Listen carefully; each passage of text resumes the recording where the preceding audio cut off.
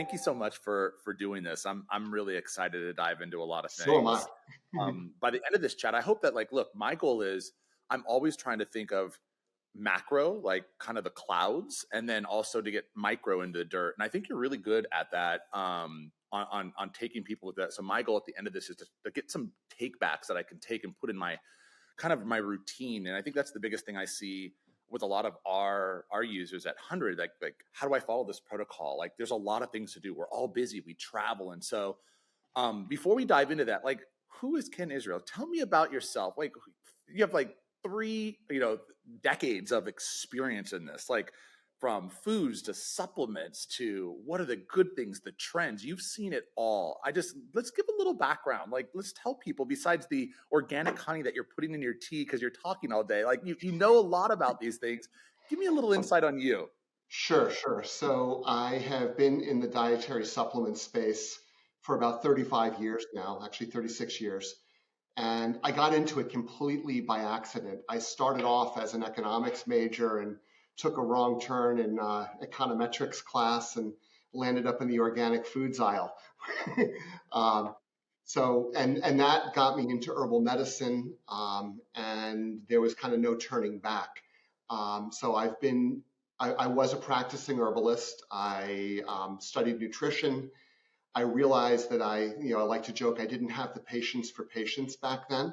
I was a young man, a little raw, a little aggressive. Um, but I loved the tools. I was really passionate about what I was learning and seeing and the opportunities. So I got into product development early on. I've also always been kind of a rules-based guy and saw some of the challenges that our industry had. So got into the regulatory environment as well, and have kind of woven this product development and regulatory affairs path through the industry, leading product development for brands, leading product development at some major contract manufacturers that serve the industry. And then ultimately, because I'm absolutely unmanageable, becoming a consultant for the last 10 years. That's funny. I love that. Like what was the very, like, I'm so curious, what was the very kind of first product, if you can recall, that really, you developed that made you think, hey, I'm making an impact, or it's changed my perspective on supplements? Like, I'm so curious what that was. That's a great question. I would say it was one of two. It would be one of two. One of them was not a commercial product, but a personal effort, in that I was really into mushrooms back in the late 1980s and was wildcrafting mushrooms in Connecticut, where I lived, and found some beautiful reishi growing in the forest, and also some maitake. So I made a reishi and maitake formula, and then that weekend I was down in New York City, so I bought some high quality ginseng from a Chinese shop and kind of made an adaptogenic kind of, today I would call it a longevity formula for my 20-something-year-old body back then. So that was one that, for myself.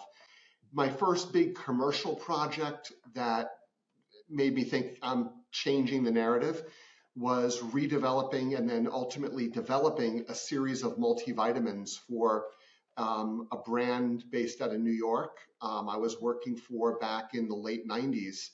And we addressed big questions on bioavailability, on digestibility of nutrients, and kind of challenged the norms back then of using really high doses, and went for moderate doses of very bioactive forms of nutrients that were targeted towards men and women, which back then was a big deal. Yeah, that's really great. I mean, I think these multivitamins are such a huge talk right now. What's the best brand? Yeah, it's still, I mean, listen, I've been rehashing those ideas for the last 30 years, and they're important ideas. I mean, they remain important. I think they're a high quality multi should be an anchor for almost any protocol. Multis are not dumb old products. They're actually really smart and really important, because most of us are running multi-nutrient deficiencies unless we're intervening. Yeah. And so let's break that down. I have so much I can go down. This is like a current topic we talk about internally on, if you think about it, what's the right multi? What are the dosages of the ingredients in the multi? If somebody's deficient in D3 and the multi has a small dosage, but they're the very low range or out of range, how much of the D3 K2 directly do you like? There's so many questions. I guess from a macro level, what are the things you look for if you were to purchase a multivitamin? I guess that's let's start macro, not get into the weeds. Like if I'm thinking about buying a multi, I want the right one. What are things I should look for, and what are things I stay away from? Great question, and very relevant to the market today. The first thing I'd say is know the limits of your delivery system and the nutrients you're trying to include. Expecting it to have the full DV of everything is probably an unrealistic expectation. It's a small car, not a giant truck, and you don't want to be swallowing giant trucks. So if it doesn't have calcium, for instance, that's okay because to deliver calcium properly requires a lot of space. So moderate doses. You're not providing total nutrition replacement. You're supplementing the diet. So anywhere from 50 to 100% of the DV of most of your major B vitamins, maybe a little heavy-handed on B12 is a good thing for most people. High quality sources, look for coenzymes, phosphorylated, methylated forms of nutrients. Most people don't do methylation and phosphorylation so well. So rather than say pyridoxine B6, P5P, pyridoxal 5-phosphate, rather than cyanocobalamin, go big, go for the methylcobalamin. Same with folic acid, go for the 5-HTMF, not the old folic acid that your grandmother probably shouldn't have been taking. So, these are some of the things I look for. Fat-soluble nutrients, you mentioned D and K, and I have not yet met a person that is replete with those without supplementation. So they're incredibly important. And again, D3, K2 as MK7. I know I'm kind of, again, going into the weeds here, but form and format matter a lot. It's like the difference between it working or not working as a supplement. So high quality forms. And then the minerals, for your multi, focus on the trace minerals. Does it have decent levels and forms of selenium, chromium, iodine, copper, zinc, manganese? Everybody should be taking extra magnesium. If you're at risk for bone health issues, you should probably think about calcium. I don't think many multis, unless it's like a 6 capsule a day, 8 capsule a day format, is going to do that so well. So yeah, and then delivery system. Take or buy what you'll use. Tablets hold the most, but they're uncomfortable to swallow, so your compliance typically goes off a cliff. Capsules are, to me, the happy medium. If you can't take capsules, then you look at gummies and liquids, but those are not my preferred forms. What are your thoughts? I'm also, just since you're talking about capsules and compacted tablets, I've also seen a lot of new technologies arising, microbeads. Yeah. So are those coming? I shouldn't even say coming. I've seen them already. And yeah, they're here. What are your thoughts around microbeads? Obviously, you see different gels as well. And so what are you seeing, I guess? What is great and you're excited about? What is not quite there and has some time to go still? Let's go for beadlets first. They can be really impactful in that they can give you multiple timed release formats for nutrients, so sustaining the release of nutrients in the gut. That said, there are best and less best locations in the digestive system for absorption. So there's some mixed thinking, but by and large, sustaining the release of some nutrients can work really well for people. It can also work really badly. I have a personal gripe with sustained release caffeine because most people don't clear caffeine well. If you put it in a 6-hour sustained release and you take it first thing in the morning, you're still taking on caffeine 6 hours into your day. For some folks, that has an 8 to 10 hour half-life, not full life, half-life in the body. it can really mess with your sleep. So it could be a double-edged sword. Not everything needs to be put in a beadlet. Some nutrients work just fine without beadlets, so there's some inappropriate use of technology. But and realize that a beadlet is adding excipients, which means it's not going to make it more compact or more nutrient dense. It's actually going to make it less dense. You're going to have other compounds in there to kind of make that shell and make it all hold together. So if you're looking to get as much nutrients into a capsule as possible, and that's normally the biggest challenge without beadlets, but there are instances and specific nutrients that could benefit from this technology. The gels are fascinating. Some of them boost bioactivity and bioavailability, and they're great for people who have a tough time swallowing. There's some really impressive technology in that space. I just got back from Bangkok like a week ago. Fascinating. I love Bangkok. I love the VitaFoods Asia show. You see such amazing technologies from Korea, from Thailand, from all over Southeast Asia, and they're into jellies right now in a big, big way. And I think that's going to be an up and coming trend in the U.S. It looks like chews are the next big trend. Gummies are kind of maybe we're thankfully maybe at peak gummy. We're going to go into chews. There's sublingual strips. There's other stuff, but I On like what though? Like jellies. break that down. So chews for supplementation, protein Yeah, chews, collagen. Like what? I'd love to. Let's unpack that. I think you were just at yeah. Bangkok. I'd love to know. Like none of us were there. What was it like? What were the booths like that you went on the breakouts? What were the new trends and innovations? What were people talking about? I'm so curious. I did a talk there. I did three talks at that show, but one of them was on mushrooms, and that was very well received. So the shroom boom that's been popping in the U.S. is definitely hitting Southeast Asia, and they have different mushrooms than we have. So I see some cool opportunities for cross pollination. They have some amazing strains there that are very exciting, like tiger milk mushroom and Antrodia and Poriopucus and some others. Tremella is really big there, and they have different applications for some of the mushrooms too. Like here in the U.S., I'm saying here, but I'm living in Central Asia right now. Um, we use say cordyceps for energy and for oxygen and fitness. They're using it for eye health, and they're getting really good results. Yeah, so like learning new cool stuff, right? New party tricks for old ingredients. So that was exciting. Big collagen trend. Peptides are blowing up, and they had some really high quality evidence. Well done, large scaled human clinicals on the actual dose form. That was kind of exciting to me. And Um, these peptides are these ones that we well know about BPC 157, thymosin no, beta. these are different, and two of them have U.S. GRAS, generally recognized as safe, and another one has an NDI, a new dietary ingredient notification, already filed and accepted.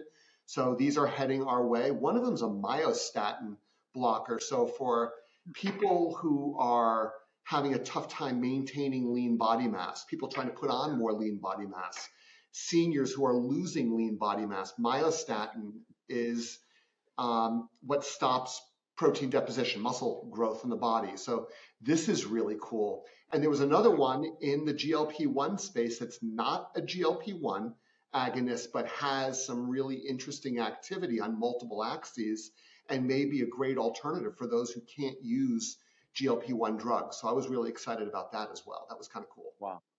And then circle back to the chews. I want to know more about that. Are Yeah, these this is specific? like it's kind of like gummies, but different texture. I mean, we've all had a starburst in our life, kind of that kind of texture. It's another candification of supplements, which I don't like.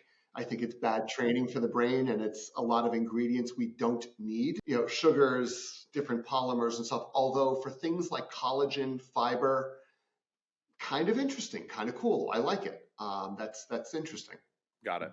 So you spoke three times. Obviously, you got a lot of value out of it. When you go to these, I mean, you go to a lot of these different Yeah, I was in conferences. India the week before that and New York Yeah, before that. I can't imagine your network across the globe. What do you usually go for? Obviously, education, right? But Well, is it yeah, I'm also going there to learn like what is next in the industry. I'm always trying to find interesting new ingredients or new delivery system technologies. And I found that aplenty at these shows. There's some really remarkable things happening with technologies that we used but didn't fully explore over the last couple decades. So there's some really cool innovation that's going to be leveraged for probiotics, for different nutrients, bioactives, mostly carotenoids, bitter tasting herbs, things that need some level of masking or protection in digestion. There's some neat stuff happening. anything that stands out that you think will be really interesting or disruptive here in the US? Oh yeah, yeah, yeah. There's some new probiotic technology that I'm real excited about. There's a new way of freeze drying things that Oh, wow. could be very interesting for botanicals in that it's far more efficient and gentler than current freeze drying techniques. So you Oh, think wow. of things where you want the cells intact. Yep. This could lend itself to be very interesting as we move forward. Oh. Not fully ready for prime time yet, but getting very close. What is ready for prime time? Like what are things that are ready for prime time that are still cutting edge today? And what are products or different supplements or interventions that are cutting edge that have really great promises? Any that stick out to you? Anything that you think about like, wow, this is so fascinating and we're not too far from it? That's more on the cutting edge side. Yeah, I mean, I look at the whole longevity category as that space right now, frankly, because right now it's the domain of biohackers and high net worth individuals, people that are really committed to the category. And I see a wave happening where it's going to become much more understandable and accessible for end consumers, like for the typical supplement consumer. I mean, and maybe a little more democratic too, which I like. Maybe not, maybe a little less expensive. Um, so those are two things that concern me a lot. Is that our goal in the industry is to help people live healthier, better lives. I love the longevity model because there's that gap between lifespan and health span, and it's miserable. It's an awful gap to be living in. I'm approaching it. I'm going to have a birthday next week. It's going to be my last birthday in my 50s. Um, I'm like, okay, it's staring me in the face. I am going to be, I have to focus on longevity. I have to focus on resilience at this stage in my life. And fortunately, I have a good running start. I've been active, engaged, and I'm a bit of a biohacker, et cetera. But how do we democratize this? How do we make this kind of stuff accessible for everybody? Um, there's some really cool technologies, formulations, and just ideas that are going to shift the game and help that quite a bit. So that's one area where I'm real excited. Yeah. Um, Anything special you're thinking about in your 50, late 50s, thinking about going into your next kind of, decade? Obviously, I think we all think about we're all going to live longer, right? We know oh that, yeah, and so as you enter this new phase, what do you think of? What's on your mind? Like, what are the things that you're personally going through, thinking of, maybe re-architecting, yeah. Um, I suffered a bad injury about 18 months ago. I blew out my lower back. It had been coming for a long time. And it finally went, it went south. I ruptured 4 discs. So, yeah, so for me, mobility and being able to maintain my fitness program and changing my fitness program to reflect my state. Like, for instance, doing CrossFit was no longer an option.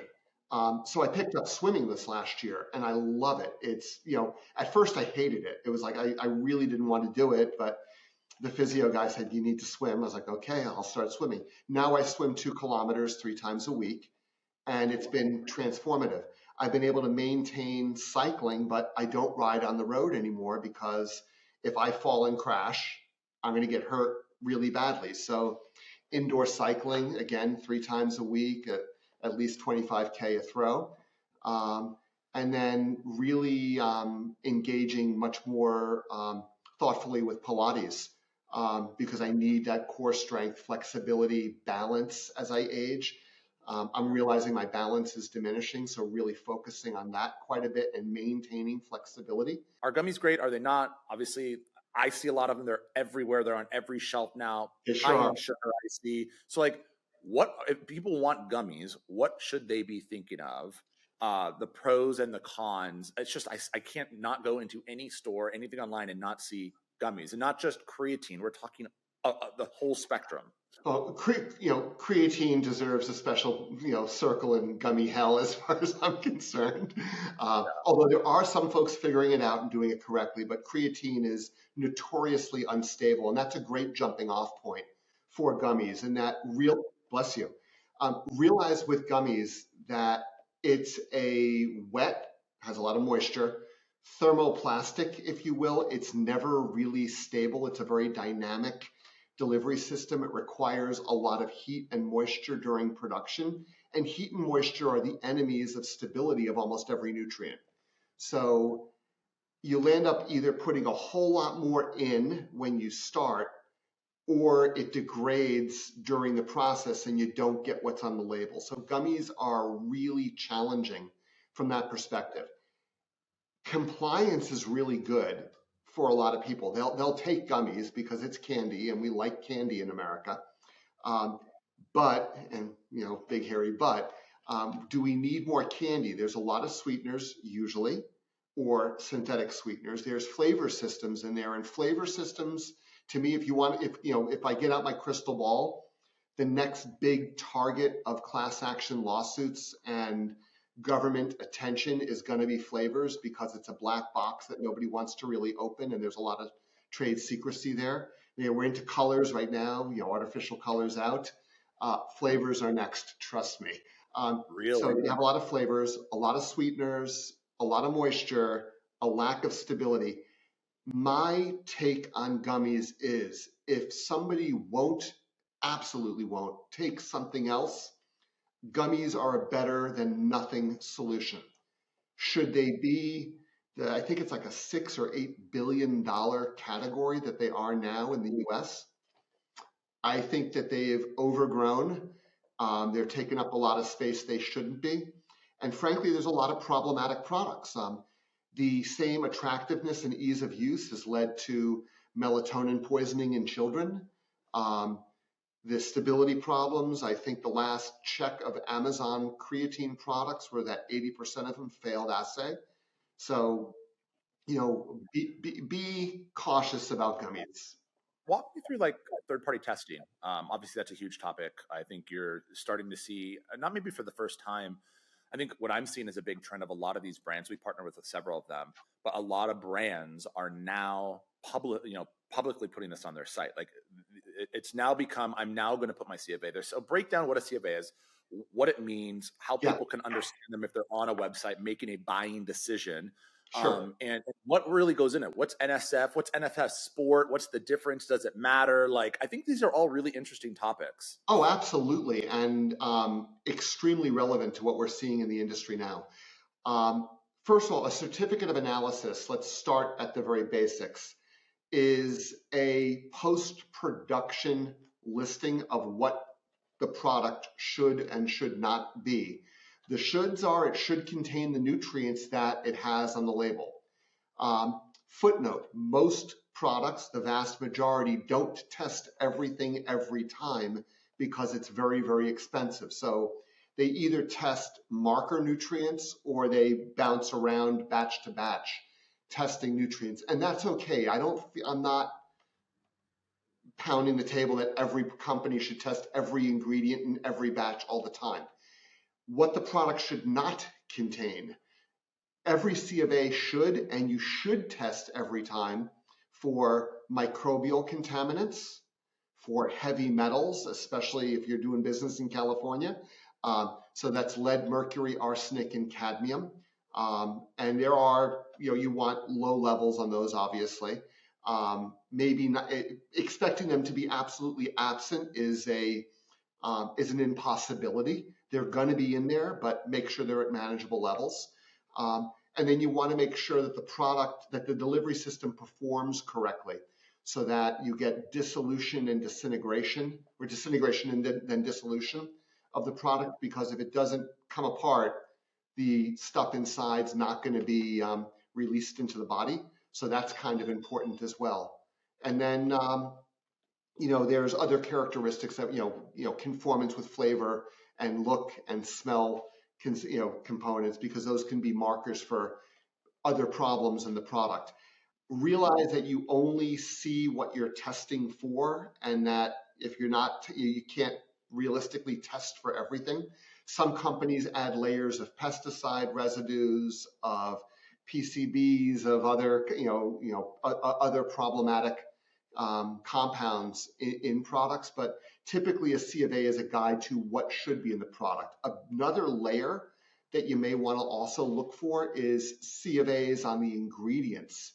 If a company really wants to be transparent, they can list the certificates on each ingredient that they use and make sure that they were properly identified for potency and purity and identity prior to production. Because you can test a finished product, it's going to tell you some things, but each ingredient needs to be tested before use in product.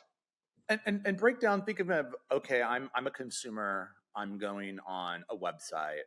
Are these things I should be looking at? Does this brand or this specific product supplement have a C of A? I think it's number one. But number two is, do I need to purchase NSF first or NSF Sports certified, and does that matter? So walk, I'm trying to give users, yeah, NSF is a third-party certification company, and they can certify a company for its manufacturing practices, or they can certify the actual specific products for compliance. And those are different things. So you could see NSF GMP on the bottle, and that means that it was made in a facility, that their standards and processes were reviewed, and their facility was reviewed for fit for purpose. But it doesn't necessarily say this product specifically was tested. There's product specific NSF testing, and then there's NSF for sport, which is really looking for banned substances. So if you're a collegiate athlete or a serious amateur or even a pro, you want to make sure that there's no steroids or banned substances in your products. That's NSF for sport, which is very different than NSF GMP or an NSF certification of the product specifically. So those are different things. And then NSF also does certification for things like gluten-free, dairy-free, soy-free, kosher, et cetera. They have a whole list of different certifications that they offer. So they're very good at going in and reviewing policies, practices of companies. It's not a government body. They're a private company. This is all on the good side. On the bad side, and there's a bad side, some of the worst failures in our industry for quality practices happened at NSF certified shops. This was a ways back, but it's not a bomb-proof system. And a company could have all the right practices on paper and a beautiful facility, but if there's lying rats working in the shop, they can get away with murder and they'll outsmart their own systems. And I guess that's my question, Ken. How's any consumer truly known where they should purchase great supplements? Yeah, it's a bedeviling question. My answers are threefold, and I'm going to probably get some hate mail on this, and that's okay. I've gotten it before, and I'll deal with it. I don't buy supplements on Amazon. Amazon has been consistently been shown to be the place that if you want to find adulterated substandard product, it's there. And they're trying to do better, but it always seems a little too little, a little too late, and very reactive, not proactive in their quality practices. I buy directly from brands. There's a couple of walled gardens that I like to buy from.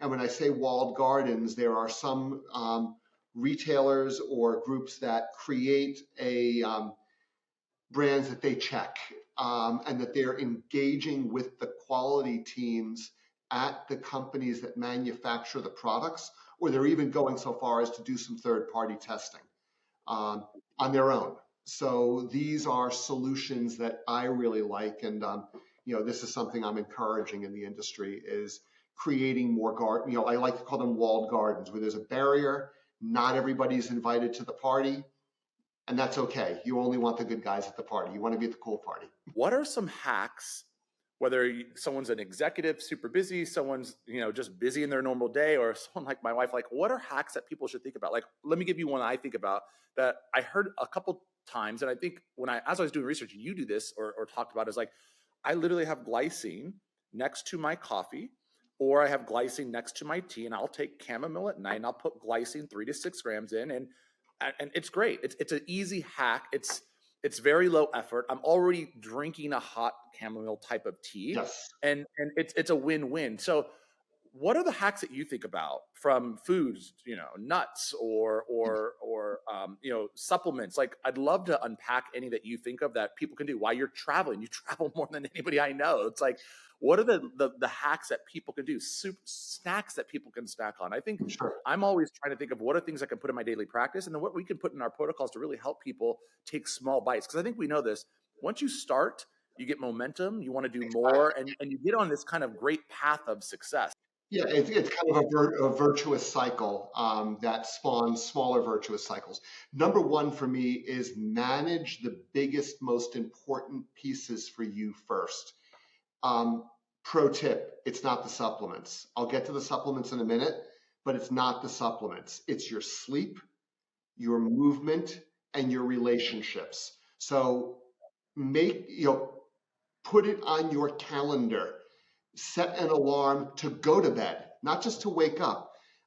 I am epic famous for like, oh, one more email, and all of a sudden it's 2 o'clock in the morning, and I got to be up for the gym at 8, and it's like, oh, I just totally trashed tomorrow, and I haven't even started tomorrow yet. So I set an alarm to go to bed. That's one of my life hacks, and I'm not perfect about it, but that's a real important one. Um, Number two for me is movement. Schedule the gym time, block it out on your calendar. It's not the second, it's the second most important priority for me is movement after sleep. And then for food, um, if you don't buy it, you're probably not going to eat it. But so that's like all the sweets and chips and junk like that we all love, but no, we shouldn't be consuming. Um, I keep I keep healthy snacks at my desk. At my house in California that I'm moving back to, I put my office on the third floor. The kitchen's on the first floor. Never work in the kitchen. It's a recipe for disaster. If the feeding bin is too close, you'll start looking like you're spending too much time at the feeding bin. So distance from the food is good. Healthy snacks at the desk. I'm a big fan of nuts because of the satiety, the sterols, the good fats. So those are really, really helpful. Huh? God, I mix it up. Here I eat apricot kernels and almonds. In Uzbekistan, those are really tasty. We, I there's others that I'll munch on. Sometimes it's peanuts, sometimes it's but aflatoxin and mold and those can be a problem sometimes, and I've gotten nailed by that. Pecans when I'm living in the States are my go-to. I really like them a lot. Those are, raw pecans are quite tasty. And walnuts. I think of all the nuts that I eat, walnuts are the ones I eat the most of. I have a huge bag of them over in my credenza right now. So yeah, I like them a lot. So for people who are thinking about sleep, let's unpack that. Obviously, I think the alarm is great, and what you said resonates so well. It's like you do one thing, you get down a rabbit hole. You do another thing. It's like I can fire these off, and I literally you're speaking to me. It's like you have to just get off the phone, get off the computer, and just like shut it Yeah, down. Otherwise, and getting off the devices, well before bedtime is optimal. The phone or the computer screen should not be the last thing you see at night. Um, it's getting late-ish here. It's like 9:40, but the glasses that I wear, all of them have blue light filtering. yep.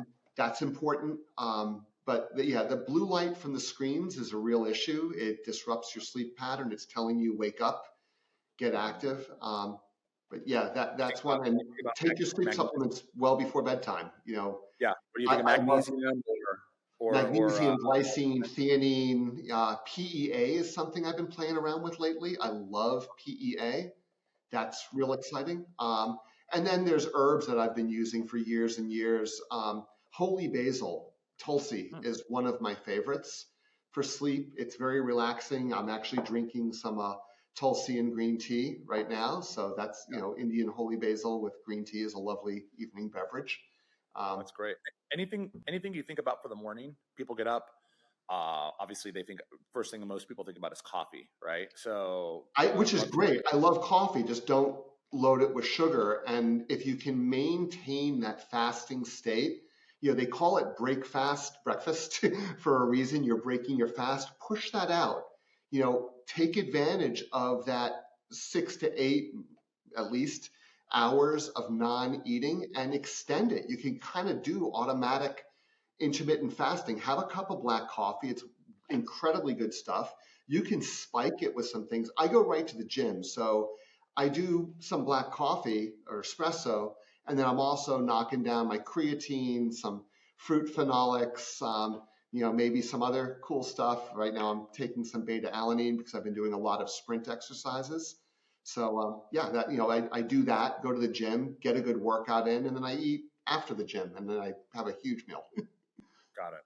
That's super helpful. I think I'm always looking for like what's one new hack or something easy for that's convenient, and Yeah. so those The are all really creatine, great. by the way, is a must-have in the morning. I mean, if you're not trying it yet, take it, 5 to 10 grams a day. It is transformative for most people.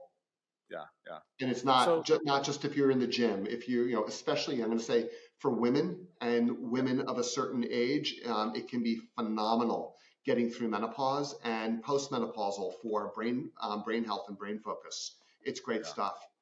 yeah. I would be remiss if I did not bring up. I'm just curious on your thoughts. A lot of people talk right now. You see so many ads. You see so much people talking about NAD, Oh and you yeah, hear the NAD, and you see infusions to precursors like NMN and NR. Obviously, I sure. think the FDA just came out with news on NMN specifically as Huge well. news, So something I've been involved with actually. Very excited in that they rolled over. The drug exclusionary clause has been overturned on this one, and the FDA basically said, yes, it's a dietary supplement. Thank God. This is good news. you're happy about that? I take it then. Oh, yeah. Yeah. Yeah. And do you believe in those products? How should people think about those? Obviously, they were already, I would call, the majority of people didn't know them, but like I think people in the space did, and Yeah. now I think it's only going to go even more mainstream. I would argue. So, like, Absolutely. what are Yeah. your thoughts on that? Yeah, what are your thoughts Yeah. around NR, NMN? Do you like one over the other? Do you believe in both of them? I use I benefit from being in the industry, so I get a lot of bags of white powder when I go to trade shows. um, it's caused me all sorts of grief going through international borders. Only imagine. You have no idea. Coming into Tashkent, I think I know the names of two of the drug dogs. I've spent that much time with them. Yeah, and like I've like eating different powders in excuse me in the airport. So yeah, that's been fun. NR, NMN, some some of the other precursors to NAD plus in the body are. Um, I think they're useful for a lot of people. There's definitely um, emerging and growing evidence for them on a number of axes. When we start looking at autophagy, the ability of cells to kind of get rid of the zombie cells, the ones that aren't working so well, and recycle their components that you're working correctly. NR, NMN, NAD, these are all really, really useful. Um, Dysregulated nutrient sensing, which is like a huge, think metabolic syndrome, what's wiping out half of Americans right now, maybe more. Um, that's a place where NMN, NR can be quite useful. There's a few others as well, but I think those are the really big buckets for those. And you look at metabolic syndrome, that's more than half of America right at the get-go. So I think it has a role there. Is it alone going to change your life? Probably not. Is it the first thing I'd take? No. You need a multi. You need really good fatty acids like omega-3s. Got to top up on minerals. Choline. 95% of Americans deficient in choline. Fiber. I think it's 70% don't get enough daily. So, I'm sorry, the cheap seats are the good seats. Go for the inexpensive, easy fixes. But if you want to spike it, I mean, listen, this is mostly going to be listened to by people who are not taking the 101 level classes. They're taking the 200 and 300 level classes.